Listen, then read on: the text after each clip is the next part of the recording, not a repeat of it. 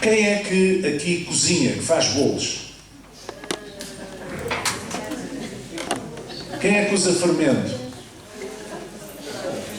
Cuidado com o fermento. É o título da pregação. Cuidado com o fermento. Vamos lá ler em Mateus capítulo 16, versículos 5 a 12. Palavras de Jesus. Passando os seus discípulos para a outra banda, tinham-se esquecido de fornecer-se de pão. E Jesus disse-lhes: adverti e acautelai-vos do fermento dos fariseus e saduceus. E eles arrazoavam entre si, dizendo: é porque não nos fornecemos de pão. E Jesus, percebendo isto, disse: por que arrazoais entre vós, homens de pouca fé, sobre o não vos terdes fornecido de pão? Não compreendeis ainda, nem vos lembrais dos 5 peixes para os 5.000 homens e de quantas alcofas levantastes? Nem dos 7 pães para 4.000 e de quantos cestos levantastes? Como não compreendeste que não vos falei a respeito do pão, mas que vos guardasseis do fermento dos fariseus e saduceus? Então compreenderam que não dissera que se guardassem do fermento do pão, mas da doutrina dos fariseus. Portanto, podem continuar a usar fermento à vontade, porque o alerta de Jesus é sobre o fermento dos fariseus e dos saduceus. Quando falamos de fermento, nós falamos de contágio. Nós falamos de contaminação. Afinal, o que é o fermento? É uma substância que pode ser orgânica ou inorgânica, que tem a propriedade de determinar a fermentação noutra substância, isto é, fazê-la crescer, inchar, crescer. E o fermento é composto por fungos microscópicos que se alimentam de açúcar, isto é a parte técnica, libertando gás carbónico e álcool. É que isso faz a massa crescer.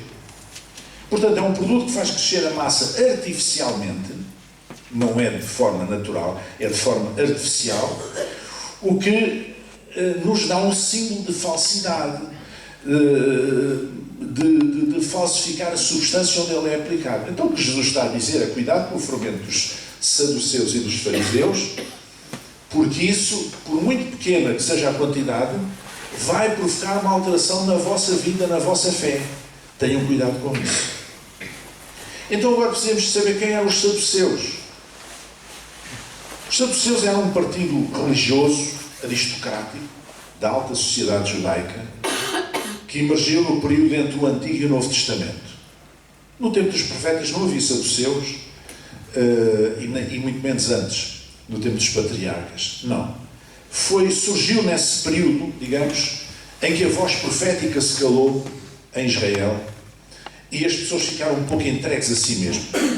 Então surgiu este partido das altas elites judaicas, portanto era formado, os saduceus eram formados, o grupo dos saduceus era formado por pessoas da elite judaica, da elite sacerdotal. Geralmente o sumo sacerdote era um saduceu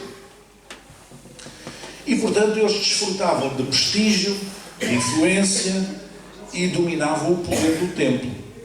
Quando eu falo em poder do templo, quer dizer que, apesar do antigo Israel ser uma província do Império Romano, todavia, e ter lá um governador romano, não, todavia, eles reconheciam a religião judaica e respeitavam-na pelos seus pergaminhos.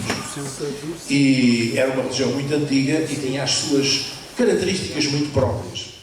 Então, o que é que eles faziam? Os romanos deram-nos uma certa autonomia. Então o templo tinha uma guarda própria, uma polícia, um mini exército, se quiserem, enfim, própria, era a guarda do templo que estava ao serviço do sumo sacerdote. E até em termos de leis, eles determinavam algumas leis religiosas que os romanos admitiam que elas pudessem valer. Até um certo ponto, eles tinham algum poder. Então, o templo era um centro não apenas de adoração judaica, mas era um centro de poder religioso e também político até certo ponto, que os romanos permitiam que acontecesse. E os saduceus dominavam, porque a maior parte dos sacerdotes eram saduceus, uma boa parte, especialmente os líderes e, como já disse o sumo sacerdote, era normalmente um saduceu. O que é que representavam os saduceus? Eles eram altamente céticos. Eles negavam o sobrenatural e mais tarde negaram a própria ressurreição de Jesus. Portanto, eram um grupo de pessoas que, sendo judeus, não aceitavam praticamente o sobrenatural, eram muito céticos em relação a tudo o que fosse o sobrenatural. E também não tinham um compromisso com as Escrituras. Eles, por exemplo, para eles os profetas não ligavam nenhuma, não prestavam atenção, não valorizavam os livros dos profetas, só apenas o Pentateuco. Então, acreditavam em partes do Antigo Testamento, em partes selecionadas das Escrituras. De alguma forma, eles simbolizavam a heresia. Eles negavam a vinda do Messias, eles negavam a vida eterna, eles negavam uma série de coisas que eram fundamentais, e hoje nós podemos dizer que eles representam o liberalismo teológico. O que é o liberalismo teológico? É aquelas pessoas que, ao interpretar a Bíblia, chutam para canto tudo o que é sobrenatural.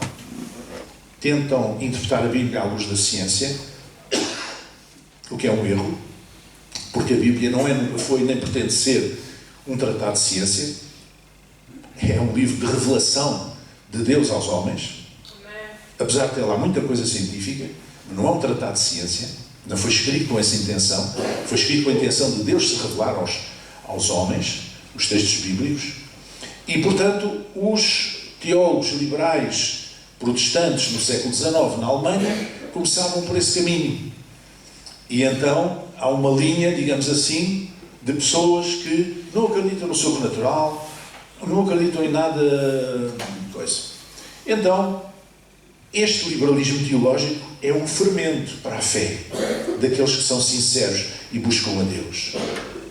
Só que este fermento dos saduceus pode ser comparado ao fermento químico, que é um fermento que atua muito rapidamente. Então, se eu conversar, eu, como sendo um homem de fé, conheço as Escrituras e respeito a palavra de Deus, se eu conversar com um saduceu, eu facilmente separo as águas. Facilmente vejo, este tipo não acredita em nada.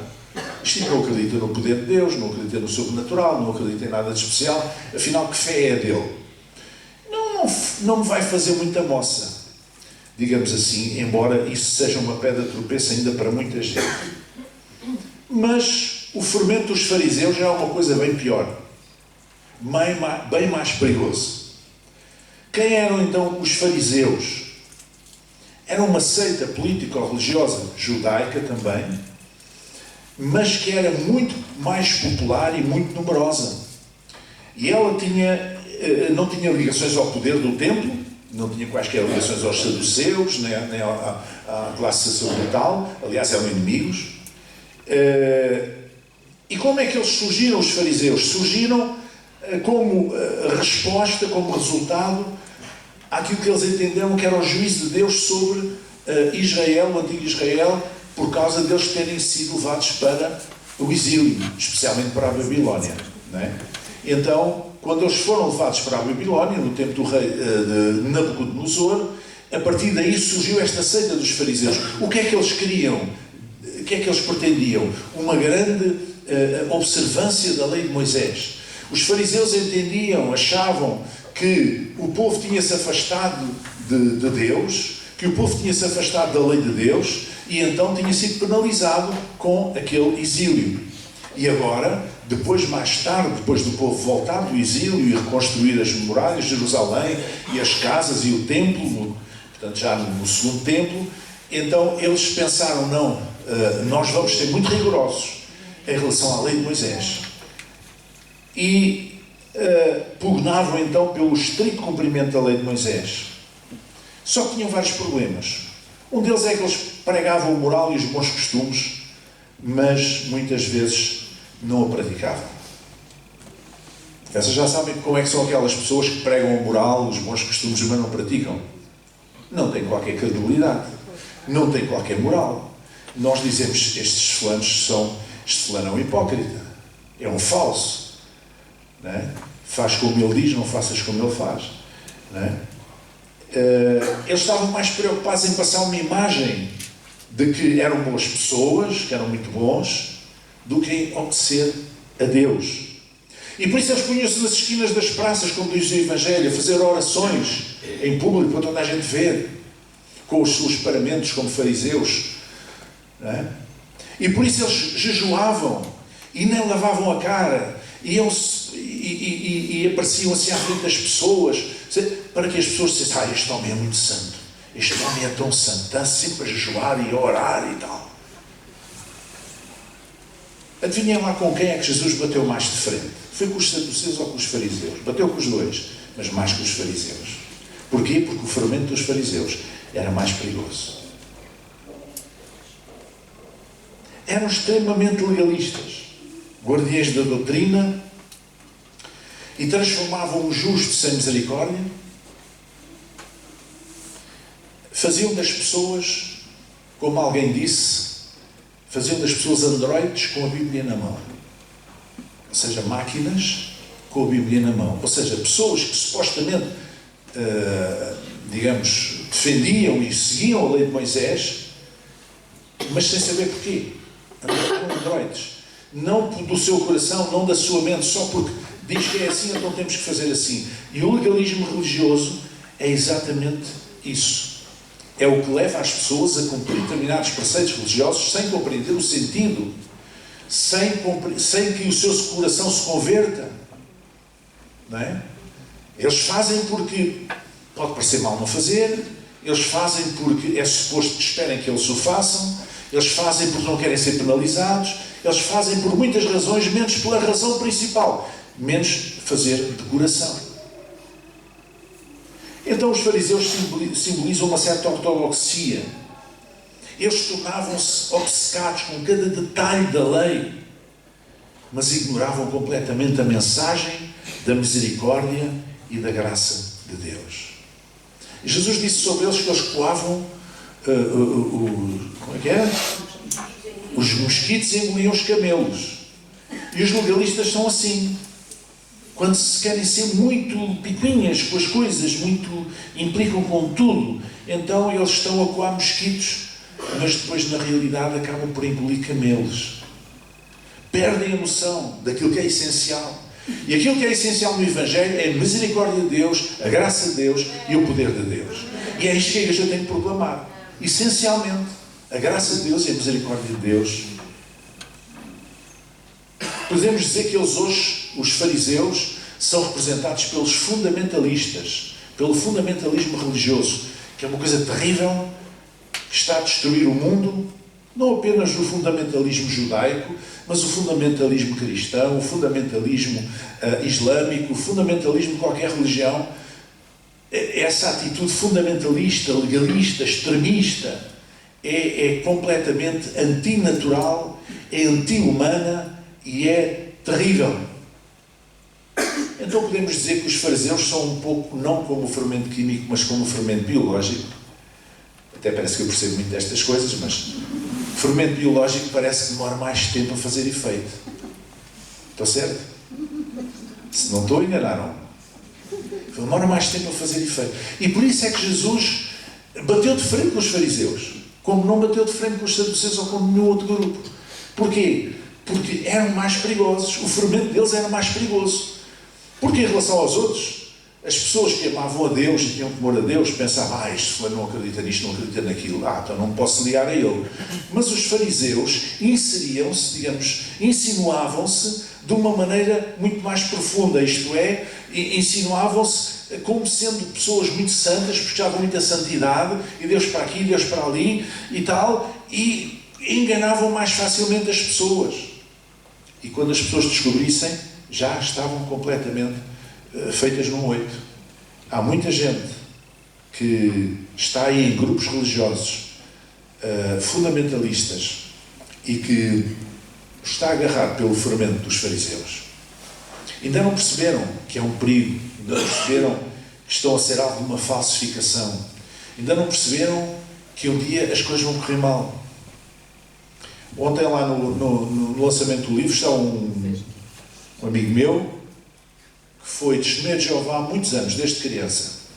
Ele era ancião, portanto tinha um cargo de topo, até que um dia Deus se lhe revelou e ele era um homem sincero e ele abriu os olhos e ele chegou à conclusão que aquilo não tinha nada a ver com Deus.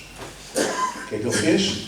Deu meia volta, confrontou-os, eles seguiram a cartilha do costume e ele, antes que eles o expulsassem, ele disse: eu vou-me embora por isto. E hoje é uma pessoa livre, não é? Fermento dos fariseus, o legalismo, não é? Ambos eram um fermento a evitar. Por um lado, porque o fermento dos saduceus tendiam a negar o poder de Deus e os fariseus tendiam a negar a graça e o amor de Deus. O que é que diz o legalismo? Que você tem que cumprir determinados preceitos religiosos, você tem que fazer ou não fazer uma lista de coisas para ser mais perfeito e poder entrar na presença de Deus. Isso é falso. Isso é uma armadilha. Isso é o contrário da graça. O que é que diz a graça e a misericórdia? A graça de Deus diz para você se aproximar de Deus de coração aberto e será purificado. Quando nós nos aproximamos de Deus, nós somos purificados. Uma coisa é você estar a dizer a uma pessoa: você não pode fazer isto, você não pode ir ali, não pode fazer aquilo, não pode... E outra coisa é alguém aproximar-se de Deus de coração aberto. Não é? E de repente, aquilo que não agrada a Deus, a pessoa perdeu o interesse, começou a perder o interesse. Já não me interessa isto. Porquê? Porque você passa a viver para Deus. Você passa a ter uma comunhão com Deus. Passa a ter contacto com o caráter de Deus. Ninguém vai dizer: não faça isto, não vá ali, não quer, não sei o que mais. Não. Mas é você, no seu interior, o seu homem interior, que vai dizer: eu já não quero isto, eu quero ir por aqui, já não quero ir por ali. E isso sim, isso faz toda a diferença.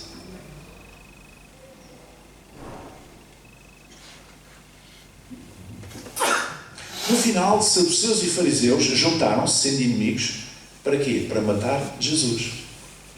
Como acontece sempre, não é? Depois, mais tarde, tanto uns como outros reuniram-se com Pilatos para reprimir a notícia da ressurreição de Jesus. Quando começou a ser claro que Jesus tinha ressuscitado entre os mortos, eles juntaram-se com o governador Pilatos para tentar travar essa notícia, para que ninguém soubesse, que ninguém ouvisse tal coisa. Porque eles pensavam: Jesus morreu, está o problema resolvido. Mas não. 2000 anos depois ainda nós estamos aqui para celebrar a ceia do Senhor, porque sabemos que Ele morreu, mas ressuscitou. Bendito seja o seu nome. Amém? Ainda hoje há fariseus e saduceus, mas têm outros nomes. Os fariseus parecem melhores do que os saduceus, mas não são. São mais perigosos até. Os discípulos não entenderam logo o que Jesus quis dizer com o fermento. Jesus disse-lhes: advertia, calculai-vos do fermento dos fariseus e saduceus. E eles arrazoavam entre si, dizendo: é porque não trouxemos pão. A verdade é que nós, como discípulos de Jesus, é isso que nós somos chamados a ser. Precisamos de evitar o fermento dos saduceus, ou seja, deixar de descrer em Deus, pôr a nossa fé em Deus, na sua palavra, nas suas promessas. Porque o justo viverá pela fé. É o que está escrito. Então nós não podemos ser justos aos olhos de Deus se não vivermos pela fé. Pela fé na sua palavra, pela fé na sua pessoa, pela fé na obra de Jesus em nosso favor. Nós não podemos ceder esse fermento, não podemos ser contaminados por esse fermento. Basta um pouco desta teologia, tanto dos saduceus como dos fariseus, desta tradição, desta visão de Deus, desta gente, para afastar uma pessoa sincera do caminho de Deus. E nós vemos por aí muitas coisas dessas. Se há uns que descreem no poder de Deus, estão mais envolvidos no espírito século, em racionalizar tudo, em rejeitar tudo aquilo que é sobrenatural, Não é? E eu acho uma graça. Eu acho uma graça. Há pessoas que são capazes de não querer vir à igreja. Isso é balelas e tal. Porquê? Porque não creem no sobrenatural. Ok? Mas depois vão se enfiar numa bruxa qualquer a fazer como é que é? A fazer essas coisas. Então creem no sobrenatural ou não creem? Creem no sobrenatural, só creem no sobrenatural errado. No sobrenatural do reino das trevas. Não creem no sobrenatural de Deus. As pessoas são muito incoerentes. E muitas vezes nós somos contaminados por essa influência. Mas ao mesmo tempo também devemos ter muito cuidado com o mais perigoso fermento, que é o fermento dos legalistas. O fermento dos fariseus. Então nós precisamos de evitar isto. Como Jesus disse. Cuidado. Cuidado. E olha, os discípulos não entenderam logo o que é que ele falava. Pensavam que ele falava do pão. E ele teve que lhes explicar. Não estou nada a falar do pão. O que eu estou a dizer é isto assim, assim. Evitem o fermento, ou seja, a doutrina dos saduceus e a prática dos saduceus e dos fariseus. Vocês precisam ter um caminho novo, um caminho diferente. Não é nada disto que vos convém. Não sejam influenciados, não se deixem influenciar. Não é por aí. Vocês precisam é de ser meus discípulos, crendo no amor de Deus, na sua graça, na sua misericórdia. Eu cada vez mais, eu estou convencido disto, irmãos. Nós precisamos, a igreja precisa pregar, demonstrar Jesus, a pessoa, a obra, a figura, a mensagem de Jesus, e menos doutrinas de homens. E cada vez estou mais convencido que a falta de amor, que nós vemos muitas vezes em meios religiosos também, para mim é um sinal da ausência de Deus. Se eu vir um pregador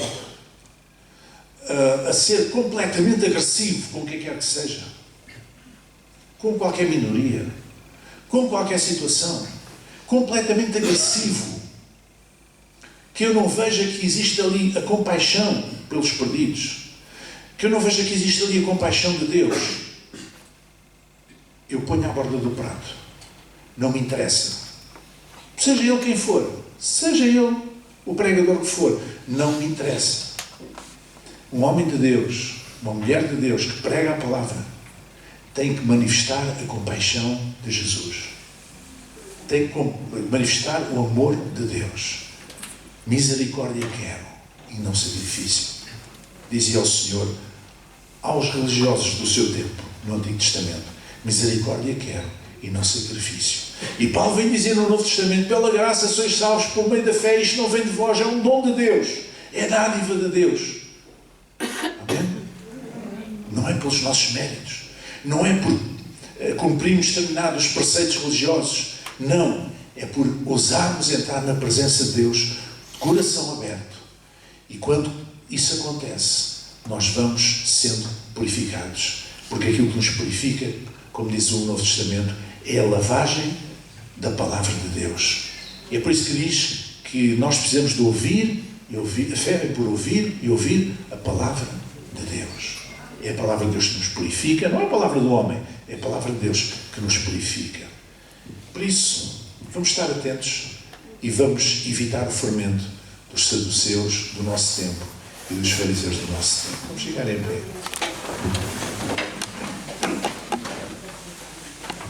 Vamos orar. Senhor nosso Deus e Pai, esta manhã nós queremos te agradecer pela tua palavra, Senhor. E verdadeiramente nós queremos que tu possas conduzir as nossas vidas, alertar-nos, dar-nos graça e sabedoria, Senhor, para buscarmos a tua face e buscarmos aquilo que é autêntico, Senhor, sem fermento, Senhor. Aquilo que é realmente puro, vindo de ti, Senhor. Em nome de Jesus, para o nosso crescimento, para a nossa bênção, Senhor, e para a glória do teu nome, Senhor. Que assim seja, Senhor. Amém. Amém. Amém.